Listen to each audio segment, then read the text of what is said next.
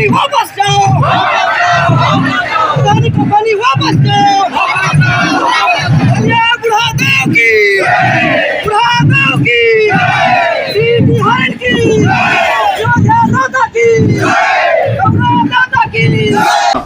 एक तो ये हसदेव का जो क्षेत्र है ये 70,000 वर्ग किलोमीटर के दायरे में आता है, जो जंगलों से भरा पड़ा है। उसी में के बीच में ये जो कोल ब्लॉक हैं, हसदेव नदी है, इसकी जो बांगो बांध की जो डैम है, इस डैम से जांजगीर चांपा की जो किसान हैं वो किसानों की 4 लाख हेक्टेयर जमीन सिंचित होती है। तो हम जो हसदेव की लड़ाई लड़ रहे हैं वो सिर्फ एक कोयला खदान, एक गांव को बचाने के लिए नहीं, हम उस क्षेत्र को बचाने के लिए लड़ाई लड़ रहे हैं जहां से धान की उत्पादन होता है, जिसको छत्तीसगढ़ में धान की कटोरा कहते हैं। उस कटोरा को बचाने के लिए भी लड़ाई हम लड़ रहे हैं।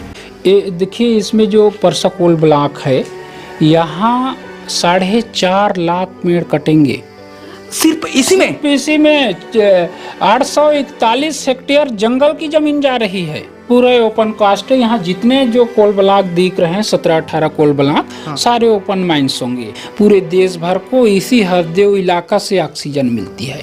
तो हम पूरे देश के लिए ऑक्सीजन के लिए लड़ाई लड़ रहे हैं कि भाई हसदेव बचेगा तो आपकी ऑक्सीजन बचेगा। आप बिजली के बगैर रह सकते हैं, लेकिन ऑक्सीजन के बगैर 1 सेकंड आप नहीं रख सकते हैं। जो सर्वे बोलता है कि आदिवासियों की जो अस्तित्व है वो मिटेगी वहाँ, और उनकी दुर्दशा बहुत ही खराब होगा। उनका जो देव स्थान है वो पूरे ख़त्म हो जाएंगे। आज छत्तीसगढ़ में नरवा गरुआ जिस प्रकार से बड़ा उत्साह के साथ छत्तीसगढ़ सरकार बना रही है, आप तो नरवा गरुआ भूल जाओ, हमारी जगह ही नहीं होंगे।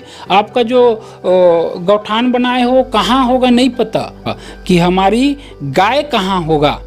अब पुनर्वास नीति कानून लाते हैं, हमारी गाय के लिए जगह कहाँ होगी, बकरी के लिए कहाँ होगा, हमारा खेती कहाँ होगा। यदि हसदेव की जंगल खत्म हो जाएंगे तो आपको ऑक्सीजन नहीं मिल पाएगी। इसलिए ऑक्सीजन को हसदेव को संरक्षित करने की लड़ाई है।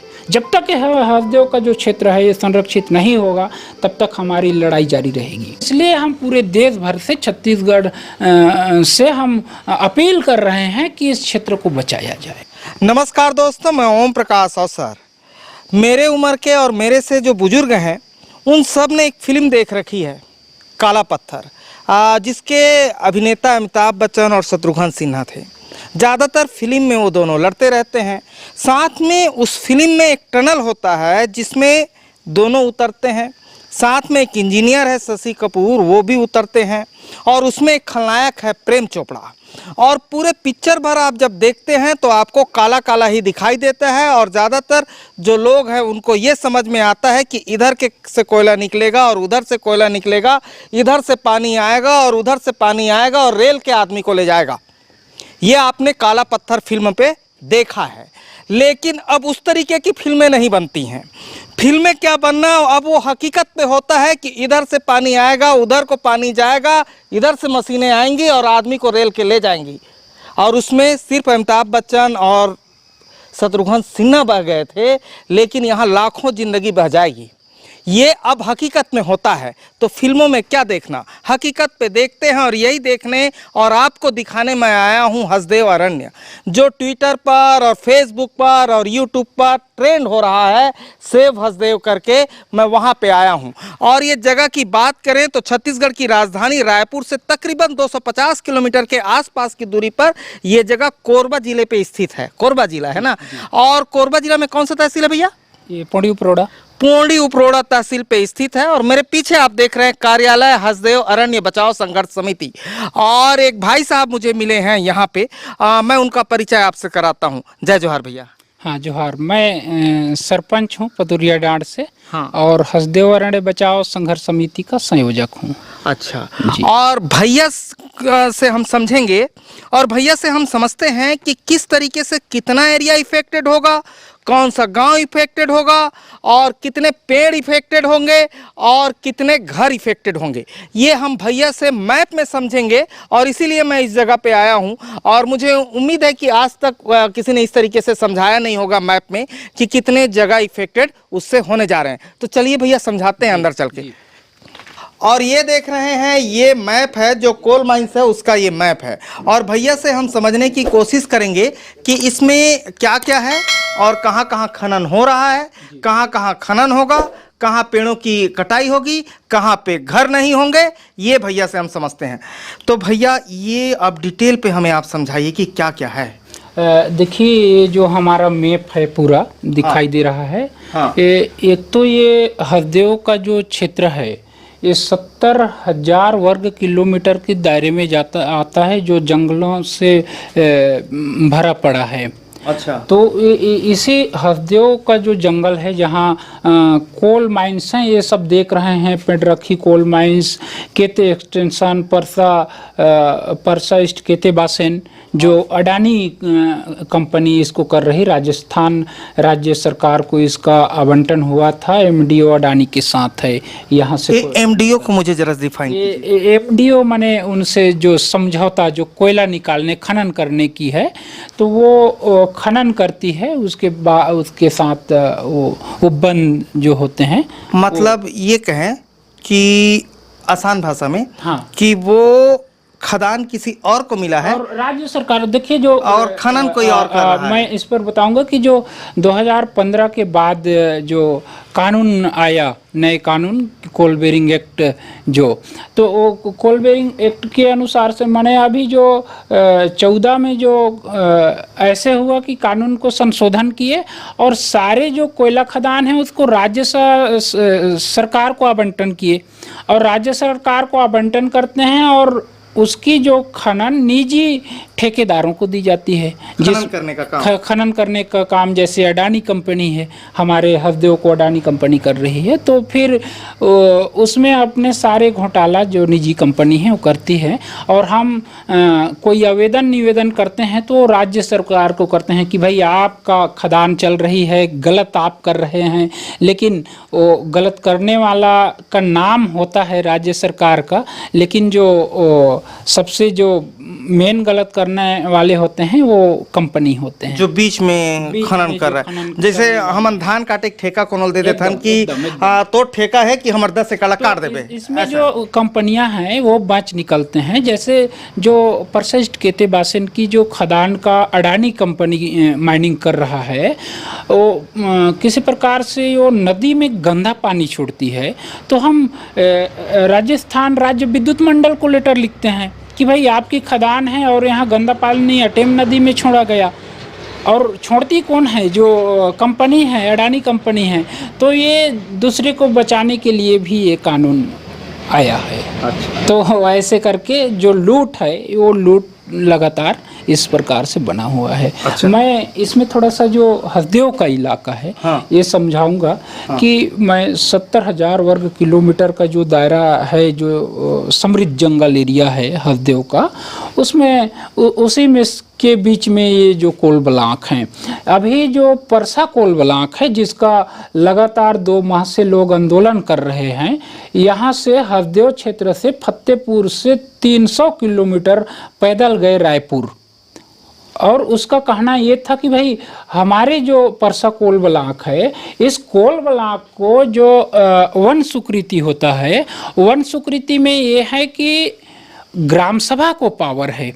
मैं यहाँ थोड़ा सा इधर भी आपको बताऊंगा, फिर उस नक्शा पे आऊँगा कि ये हमारे जो संवैधानिक अधिकार हैं, जो जो संवैधानिक अधिकार है, वन अधिकार अधिनियम कानून 2006, जिसमें पूरे जंगल का प्रबंधन, पुनरुत्पादन, संरक्षण करने का जो दायित्व है वो ग्राम सभा को है।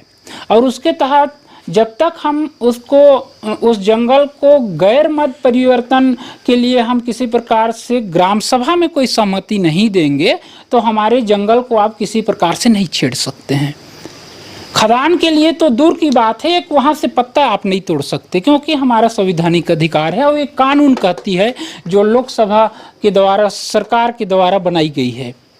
लेकिन जो परसा का जो मामला है, हम लोग पैदल यात्रा करके रायपुर राज्यपाल और सीएम को जो पूछने गए कि भाई आप क्यों इस प्रकार से हमारे साथ अन्याय कर रहे हैं। इसका जो सारे गांव में हम लोग जो कोरबा जिला का है, अरसिया, गिदमुड़ी, ठिर्रियामा, खोटखोरी, उचलेंगा, खेट्टी, केतमा, नवापारा, मोरगा, भुलसी भवना, धजाग और बोटोपाल, इसका जो संवैधानिक जो फार्म गा है उसका माने हम जो खनिज के लिए ग्राम सभा को पावर है उसके लिए आवेदन किए हैं।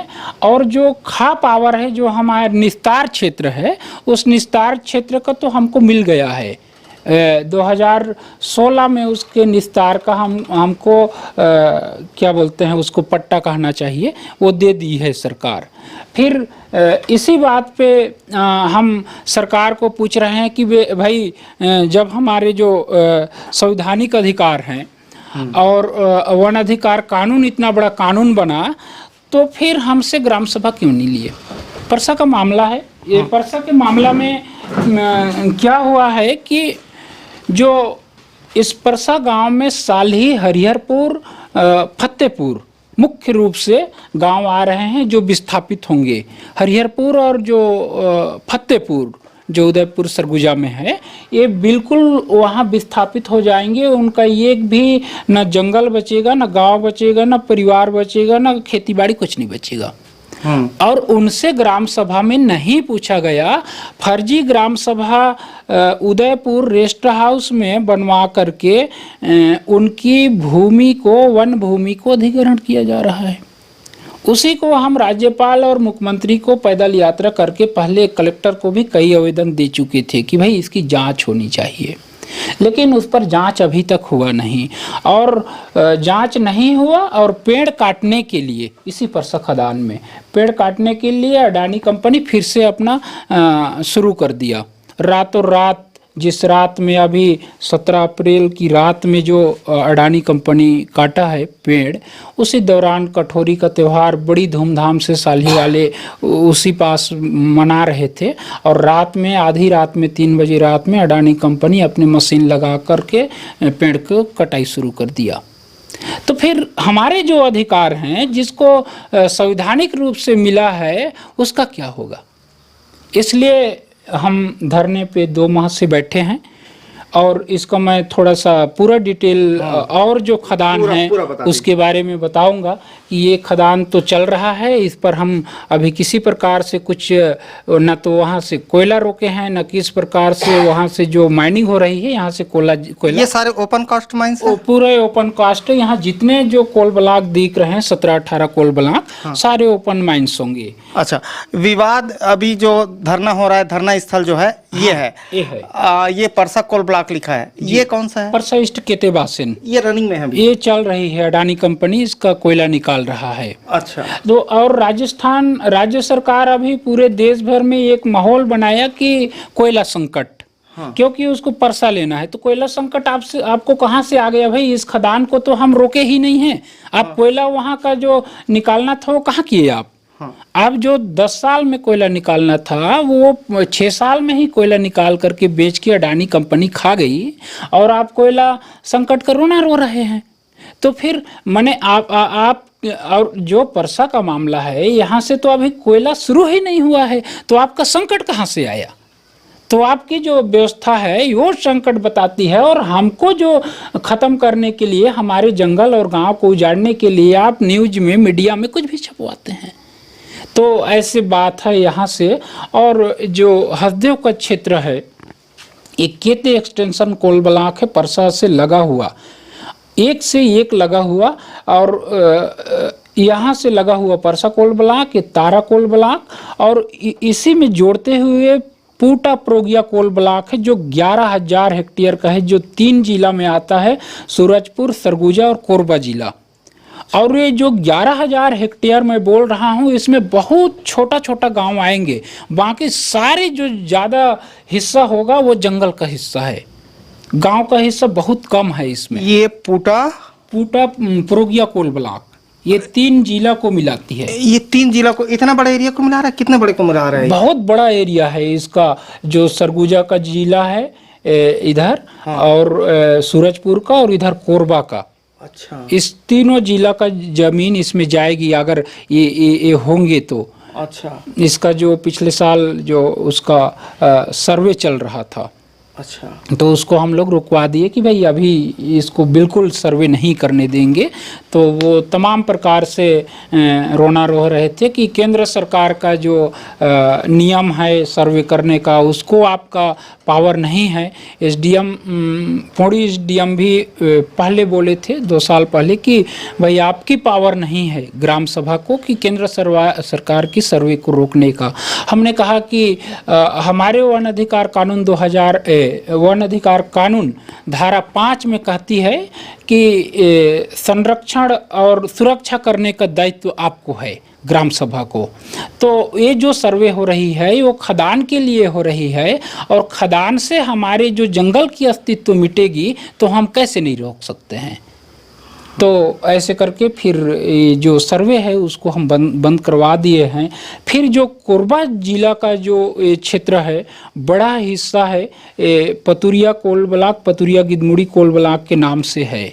इसमें 2 गांव पूरी तरीक़ा से विस्थापित होने वाला है, पतुरिया और गिदमुड़ी। इसका भी जो कोल ब्लॉक है ये छत्तीसगढ़ विद्युत मंडल को है, और इसका भी खनन अडानी करेगी। और अडानी करेगी, इसमें और एक चीज़ मैं बता दूं कि खनन करेगी अडानी, और जो हमारे ACCL जो कंपनी है वो प्रति टन 448 रुपये देते हैं, लेकिन अडानी कंपनी इसी राज्य सरकार को 888 रुपये प्रति टन कोयला बेचेगा। अब बताइए कि जो कम भाव में जो सरकारी एजेंसी कोयला देती है, उससे अपने ही कोल ब्लॉक को दूसरे को ठेका में दे करके दुगुनी भाव में हमारी राज्य सरकार खरीदेगी। अब बताया जाए कि वो राज्य सरकार जो पैसा देगा, राजस्व का पैसा होता है, वो किनका है? हमारा ही पैसा है। तो इसमें इसीलिए हम 10 साल से हसदेव की जो क्षेत्र, हसदेव की जो कोयला खदान की लड़ाई है वो 10 साल से लगातार लड़ रहे हैं कि भाई ये हमारे गांव को सिर्फ उजाड़ने की बात नहीं है, इसमें तमाम प्रकार से भ्रष्टाचार भी हो रही है, उसको ख़त्म करने की बात है। इसलिए हम पूरे देश भर से, छत्तीसगढ़ से हम अपील कर रहे हैं कि इस क्षेत्र को बचाया जाए, क्योंकि उसमें भ्रष्टाचार भी हो रही है। कोयले के नाम से हमारे ही पैसा को लूटा भी जा रहा है। दूसरा, फिर इधर देखेंगे, आप आए हैं पूरे हसदो नदी से चल करके। ये हसदो नदी है क्या? इधर हसदो नदी है ये, और ये हसदो नदी है, ये चोरनई नदी है, और ये जो तान नदी है इधर, ये पूरे जो नदियां हैं, ये नदियां इसी कोल ब्लॉक को घेर करके माने यहीं से आगे बढ़ते हुए जो हसदो नदी है, डैम है, मिनीमांग बांगोबान माता के नाम से बना है, यहाँ जाती है पानी। अच्छा। तो इसका जो कैचमेंट एरिया है ये हसदो ही है।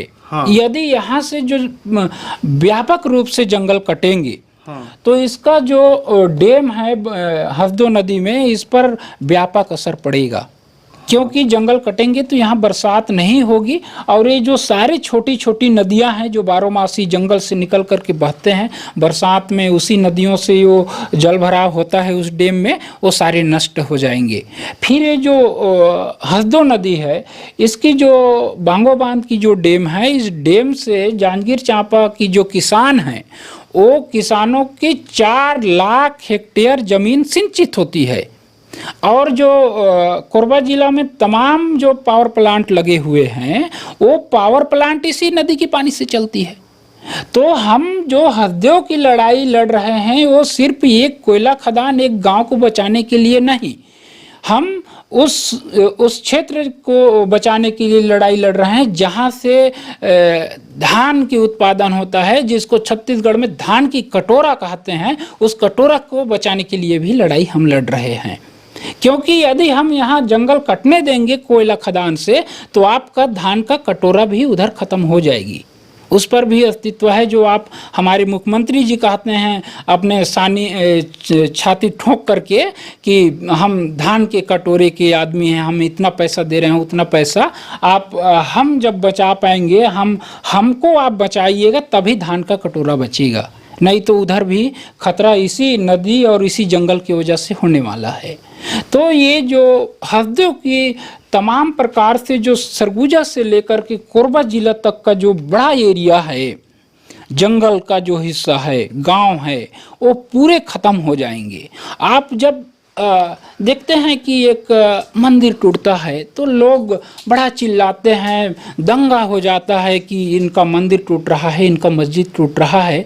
हमारा तो पूरा गांव उजड़ रहा है, पूरा घर द्वार, बाल बच्चे, खेती बाड़ी, जंगल, सारे चीज़ नहीं होंगे। आज छत्तीसगढ़ में नरवा गरुआ जिस प्रकार से बड़ा उत्साह के साथ छत्तीसगढ़ सरकार बना रही है, आप तो नरवा गरुआ भूल जाओ, हमारी जगह ही नहीं होंगे। आपका जो गौठान बनाए हो कहाँ होगा नहीं पता।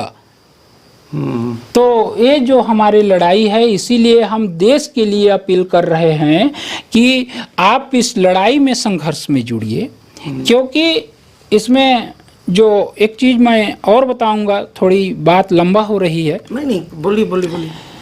जो हम लोग एनजीटी में लगाए थे एक याचिका कि भाई जो हस्देव की क्षेत्र है उसको सर्वे किया जाए, और सर्वे के दौरान यदि उस सर्वे में देखा जाए कि अच्छी जंगल है, आदिवासियों की जो रहवास क्षेत्र है वो खराब होगा तो उसको छोड़ दिया जाए। एनजीटी के अध्ययन में संस्थाओं को उसने सौंपा 4 बिंदु पे कि हस्देव यदि कटता है वहाँ का जंगल तो आदिवासियों की संस्कृति पर क्या प्रभाव पड़ेगा। दूसरी चीज़ उनका एक और बिंदु था कि हस्दो नदी है, बांगो का जो डैम है उस पर क्या प्रभाव पड़ेगा। हाथी मानव द्वंद्व है जो लगातार हमारे, मैं उसमें अभी तक जोड़ा नहीं कि जो हस्दो का क्षेत्र है यहाँ स्थायी रूप से हाथी रह रहे हैं, कई घरों को लगातार तोड़ रहे हैं हमें हस्दो का ही इलाका में। तो हाथी मानव द्वंद्व पर क्या प्रभाव पड़ेगा, और जो पर्यावरण है उस पर भी पूछा है, जिसमें जो भारत का भारतीय वन्य जीव संस्थान है, जो भारत का सर्वोच्च संस्था है, बड़ी संस्था है, उसका रिपोर्ट है कि भाई हस्देव की जंगल को आप काटेंगे तो हाथी मानव द्वंद्व को आप राज्य सरकार नहीं रोक सकते। इतना बढ़ेंगे जंगल कटने से कि हाथी मानव द्वंद्व जो बढ़ेगा उसका राज्य सरकार नियंत्रण नहीं कर सकता। वो हम नहीं बोल रहे हैं, हम पहले बोल रहे थे 10 साल पहले। आज सितंबर नवंबर में जो WII की रिपोर्ट है वो बोल रही है, भारत की जो संस्था है वो बोल रही है, उनका रिपोर्ट आ गया। इसके बाद भी जो केंद्र सरकार है और राज्य सरकार इनके कान में जूं नहीं चल रहा है। तो क्या हम सिर्फ एक गांव बचाने के लिए नहीं बोल रहे हैं? जो परसा की लड़ाई है वो सालही फतेहपुर हरिहरपुर गांव की लड़ाई नहीं है, वो पूरे छत्तीसगढ़ और देश की लड़ाई है। जो संस्था बोल रही है कि हस्दो पर इस प्रकार से आदिवासियों पर भी टिप्पणी किया, मैं बोल रहा था कि भाई एक गांव मने मंदिर टूटता है तो हंगामा होता है, लेकिन हमारी पूरा गांव, पूरा अस्तित्व मिट जाएगा आदिवासियों का, उस पर क्या होगा? जो सर्वे बोलता है कि आदिवासियों की जो अस्तित्व है वो मिटेगी वहाँ, और उनकी दुर्दशा बहुत ही खराब होगा, उनका जो देव स्थान है वो पूरे ख़त्म हो जाएंगे। तो ये तमाम जो बातें हैं हमारे हस्देव के, और हस्देव में हम जितना कह लें बहुत ही कम है। पर्यावरण से संबंधित कहें तो देश भर में देखेंगे आज पूरे विश्व में एक जो पर्यावरण से संबंधित तमाम प्रकार के जो सर्वे आ रहे हैं, दिनों दिन जो तापमान है वो बढ़ रही है, लेकिन जो हस्दो जैसे जो बड़ा समृद्ध जंगल है वो कटेगा तो क्या वो तापमान नहीं बढ़ेंगे? पिछले समय में आप देखे होंगे कि जो लॉकडाउन कोरोना का चल रहा था, उस लॉकडाउन में ऑक्सीजन के लिए कितना लोग मर गए, और ऑक्सीजन की इतना किल्लत था कि कई लोग मर गए कोरोना के दौरान कि ऑक्सीजन उसको नहीं मिल पा रहा है। कोई बेच भी रहा है तो बना नहीं पा रहा है। और ऑक्सीजन कहाँ से मिलती है? पूरे देश भर को इसी हरदेव इलाका से ऑक्सीजन मिलती है। तो हम पूरे देश के लिए ऑक्सीजन के लिए लड़ाई लड़ रहे हैं कि भाई हरदेव बचेगा तो आपकी ऑक्सीजन बचेगा, यदि हरदेव नहीं बचेगा तो आपके लिए वो ऑक्सीजन नहीं होगी। फिर आप जो विकास की बात कर रहे हैं, 1000 लाख गुना विनाश होने वाला है। उस चीज को आपको समझना पड़ेगा। अब मुझे एक चीज बताइए, अगर ये परसा कोल ब्लॉक क्षेत्र को हम देखें, हाँ हाँ, जिसमें आंदोलन चल रहा है जी, उसमें कितने पेड़ कटेंगे? देखिए, इसमें जो परसा कोल ब्लॉक है, यहाँ 4.5 लाख पेड़ कटेंगे सिर्फ इसी में? इसी में 841 हेक्टेयर जंगल की जमीन जा रही है। 841 हेक्टेयर परसा कोल ब्लॉक में सिर्फ जंगल का जमीन जा रहा है। सिर्फ इसी में बोल रहे हैं? इसी में एक कोल ब्लॉक में मैं बोल रहा हूँ, बाकी तो इधर का छोड़ दो, उसका कोई गिनती नहीं है सरकार के पास। और इसमें पूरे जंगल का जमीन 841 हेक्टेयर में 4,50,000 जो पेड़ कटेंगे वो बड़ी पेड़ होगा, जो पौधे होंगे उसका तो आप गिनती ही नहीं है। तो आप मान सकते हैं कि एक गमला में लगा करके पर्यावरण के लिए हवा ही लुटता है शहर के लोग, वे तो 4 लाख पेड़ कट रहे हैं, उसके लिए क्या होगा? एक पेड़ कोई लगा देता है, प्रधानमंत्री जी कोई NGO लगा देता है, बड़ा हवा ही लुटते हैं कि हमने पेड़ लगाया। पेड़ लगाने का भी जगह आज देश में नहीं है, और हमारे जंगल को आप उजाड़ने का बात कर रहे हैं। 4-4 लाख जो विशाल पेड़ हैं, हमारे पूर्वजों ने उसको बचाया है। 200-300 साल से पेड़ लगे हुए हैं, उसको हमारे जो आदिवासी की संस्कृति है उसका हम पूजा करते हैं, उसको हम मानते हैं कि ये हमारे देवी देवता का निवास स्थान है। इसीलिए हमारे आदिवासी क्षेत्र में जो जंगल है वो बचा हुआ है। और आप विकास के नाम से, बिजली के नाम से आते हैं और धराशायी कर जाते हैं। आप बताइए कि इस 4 लाख पेड़ को उगाने के लिए आप कहाँ माने प्रबंध करेंगे? और एक चीज़ और बता दूं, जहाँ जहाँ नर्सरी लगता है, चाहे कोई निजी कंपनी लगाया है या तो वन विभाग लगाया है, बता दीजिए कि कौन सा नर्सरी में आज उनका जो जंगल तैयार हुआ है।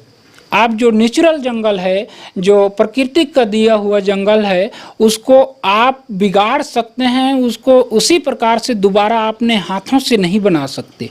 जो प्रकृति का जो दिया हुआ जंगल है वो प्रकृति ही बना सकती है। तो वो उसको बचाना बहुत ज़रूरी है, क्योंकि जैव विविधता, जिसको एक जैव विविधता हम कहते हैं, तो सारी चीज़ आ जाती है उसमें, मिट्टी से लेकर के कीड़े मकोड़े, पेड़ पौधे, जीव जंतु, सारी चीज़।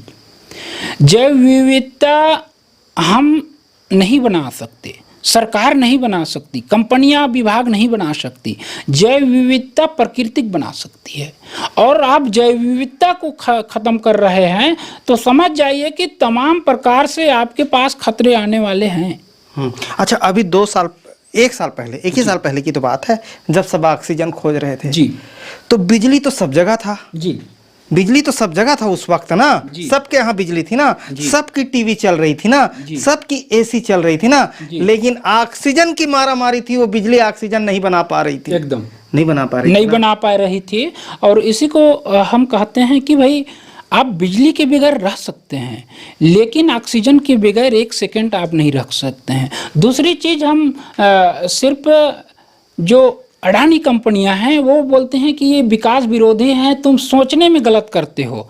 हम बिजली के बगैर रह सकते हैं, ऑक्सीजन के बगैर नहीं रह सकते हैं। लेकिन दूसरी चीज़, एक चीज़, पूरा विश्व जो सोलर एनर्जी है उधर जा रही है, हमारी भारत देश क्यों पीछे जा रही है?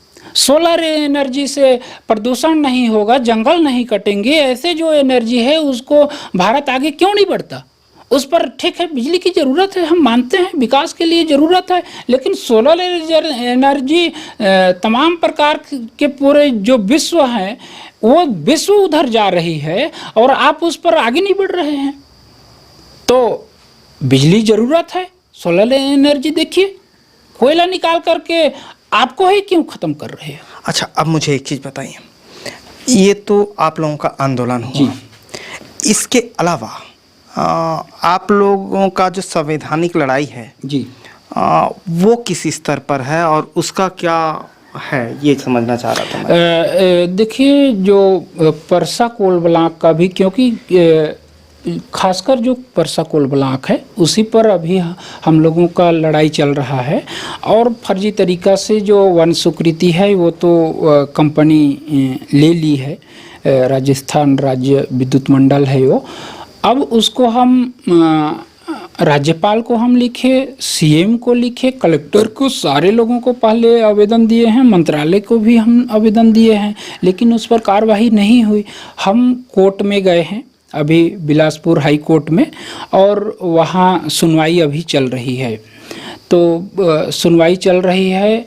अब हम मानते हैं कि जिस प्रकार से तमाम जो शर्तें हैं, तमाम जो बातें हैं, तमाम प्रकार से नुकसान होने वाला है, इसको देखते हुए जो हाई कोर्ट है वो ज़रूर जो परसा कोल ब्लॉक है, हसदेव की जो क्षेत्र है, उसको बचाने के लिए कोई निर्णय लेगा, ऐसे हमारी मानना है।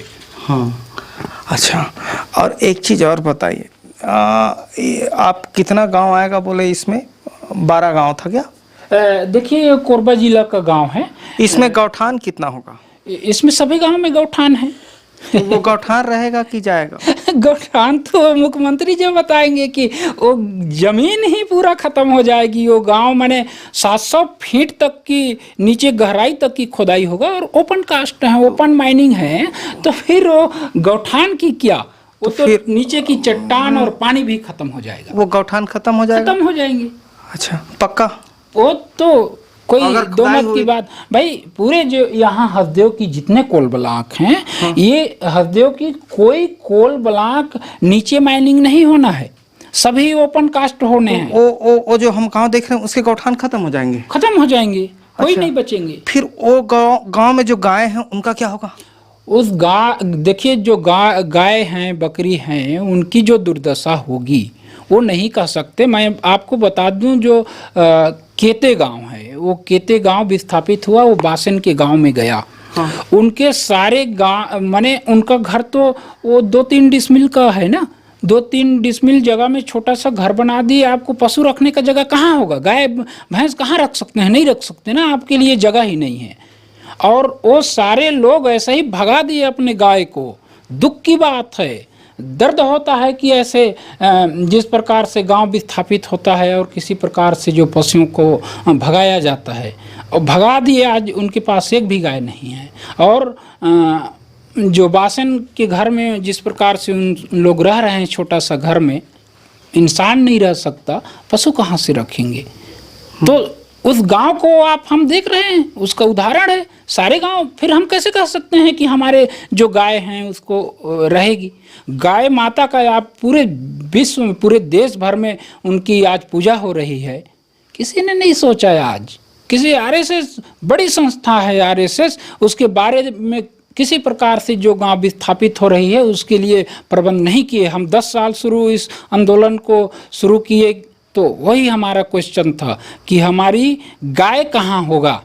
अब पुनर्वास नीति कानून लाते हैं, हमारी गाय के लिए जगह कहाँ होगी? बकरी के लिए कहाँ होगा? हमारा खेती कहाँ होगा? ये तमाम चीज़ हैं, संवैधानिक बात हैं। इसके लिए आज तक सरकार कोई कानून नहीं लाया, किसी प्रकार से कोई पॉइंट नहीं है। हाँ, अब मैं देखता हूँ छत्तीसगढ़ के गांव में तो घर में कम से कम 2 गाय होती है, एकदम, है ना? तो एक गांव में कम से कम मोटा मोटी तो 100 गाय होगी ही होगी। देखिए हम जंगल क्षेत्र में रहने वाले हैं, हमारे जो गाय की संख्या है वो ज़्यादा है। न्यूनतम 5 गाय माने एक घर में होगा, 2 बैल होंगे, 3-4 गाय होंगे। कई परिवार में तो 50-60 गाय भी हैं। हाँ। माने गाय की संख्या आदमियों की जनसंख्या। अच्छा, आपके गांव में कितनी गाय होगी? मेरे पंचायत में 1500 गाय हैं। जो पतुरिया डांड एक ही गांव का मैं बता रहा हूँ। 1500 गाय? 1500 गाय हैं आपकी पंचायत में? मेरे पंचायत में। अब क्या माने, वो स्वाभाविक बात है, हमारे पूर्वजों ने पाल के रखा है। अच्छा, उसको जिस घर में हम खड़े हैं ये घर रहेगा कि नहीं? ये नहीं रहेगा। ये जो मदनपुर नॉर्थ कोल ब्लॉक है ये खत्म हो जाएगी। हाँ। आज जहाँ से मैं आपको पूरे देश भर को बता पा रहा हूँ, ये जो हसदेव की स्थिति को, ये मदनपुर नॉर्थ कोल ब्लॉक है, और ये जो परसा कोल ब्लॉक इधर इसका स्वीकृति मिल जाएगी तो धीरे धीरे सारे कंपनियां इधर कोरबा की जो कोल ब्लॉक हैं उसको ले लेंगी।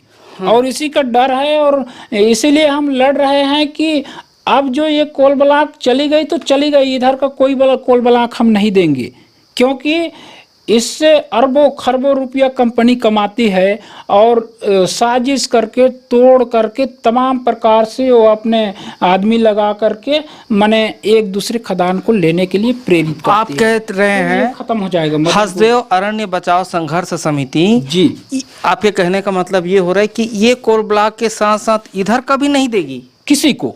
हमारी लड़ाई एक लाइन में है हाँ। कि हसदेव को संरक्षित करो, परसा कोल ब्लॉक की जो स्वीकृति है उसको रद्द करो। अच्छा, माने हम किसी एक कोल ब्लॉक के लिए नहीं लड़ रहे हैं, जो कोल ब्लॉक चल रही है वो चल रही है, अलग बात है, लेकिन हसदेव के क्षेत्र को संरक्षित कराने के लिए लड़ाई है, किसी सिर्फ एक कोल ब्लॉक को बचाने के लिए नहीं है। हाँ। हम सरकार से यही मनवाना चाह रहे हैं कि आप हसदेव की जो क्षेत्र है उसको संरक्षित करो, क्योंकि वो देश के लिए है, देश इसमें टिका हुआ है, यहीं से ऑक्सीजन मिलती है। हाँ। यदि हसदेव की जंगल खत्म हो जाएंगे तो आपको ऑक्सीजन नहीं मिल पाएगी, इसलिए ऑक्सीजन को हसदेव को संरक्षित करने की लड़ाई है। जब तक हसदेव का जो क्षेत्र है ये संरक्षित नहीं होगा तब तक हमारी लड़ाई जारी रहेगी। तो ये है कहानी, और हम शुरू किए थे काला पत्थर फिल्म से बात, और बात पहुंची है धान के कटोरे तक, जी, है ना जी, कि ये धान के कटोरे को बचाने की लड़ाई है, मुहिम है एकदम। और ये बांगो डैम, हसदेव बांगो जो है डैम, उसके नीचे जो नहर जाते हैं और जिन पे हमें बड़ा गर्व है, जिनके भरोसे हम धान का कटोरा कहते हैं छत्तीसगढ़ को, उनको बचाने की भी मुहिम है। गिरने वाले पानी का फिक्र है कि गिरने वाली बरसात कैसे होगी, बीमारियां जब आएंगी तो लोगों को ऑक्सीजन कैसे मिलेगा, इसका भी चिंता है इसमें शामिल। क्योंकि पिछले बार हमने देखा था बिजली सबके घर में जल रहा था लेकिन ऑक्सीजन नहीं बन पा रहा था, तो वो ऑक्सीजन लोगों को मिलते रहे, ये फिक्र भी शामिल है एकदम। और साथ में अपना दर्द भी शामिल है, और साथ में अपने पास जो पशु हैं, पक्षी हैं, साथ में जो रहते हैं जानवर, या जिसको हम गौ माता कहते हैं, जिसको हम माता का दर्जा देते हैं, उनका भी फिक्र शामिल है।